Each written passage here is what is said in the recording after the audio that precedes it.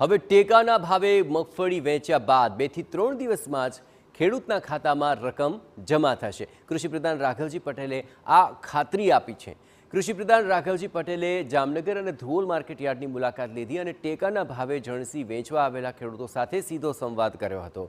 કૃષિપ્રધાને ખેડૂતોની સમસ્યા અને સૂચનો પણ જાણ્યા હતા। ખેડૂતોને ટેકાના ભાવે વેચાણ કરવામાં કોઈ તકલીફ ન પડે તે માટે કૃષિપ્રધાને વેચાણ કેન્દ્ર પર પણ આ સૂચના આપી છે।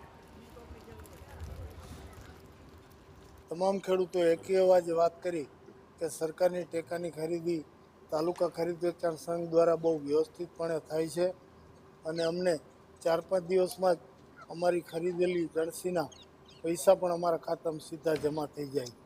અહીંયા ખેડૂતોને આ કામગીરીથી ખૂબ સંતોષ છે।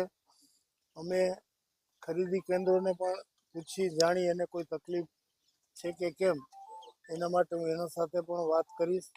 વહીવટી પ્રશ્નો હોય કે બીજા કોઈ પ્રશ્નો હોય તો એની વિગત પણ જાણીશ।